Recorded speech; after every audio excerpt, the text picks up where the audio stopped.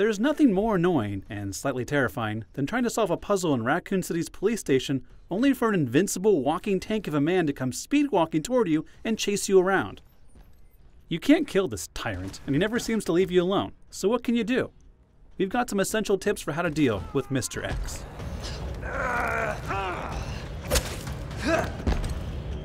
In the regular story playthrough, Mr. X shows up right after you manage to douse the burning helicopter when coming down from the roof, and will pursue you almost relentlessly up until you leave the police station entirely. The most important thing to note is that Mr. X cannot physically follow you into a number of rooms.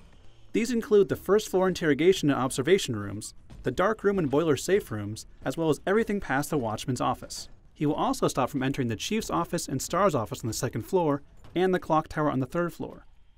The good news is, when inside these rooms, he won't just wait outside, but go back to patrolling. You can even peek out the door to see which way he eventually heads, and make sure to take the opposite path. As it turns out, Mr. X can lose track of you, especially if you pass through several rooms quickly or duck into a room he can't enter.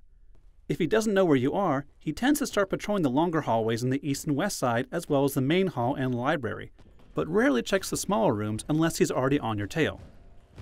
But what about when he finds you elsewhere?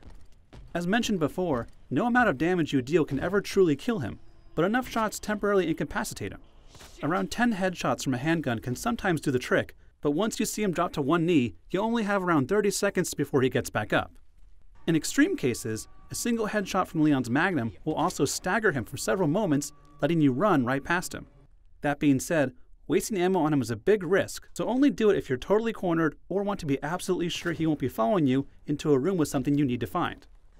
Otherwise, if you need to get around him, bait out one of his strong lunging punches, and he'll pause for a moment before standing back up, letting you run right past him.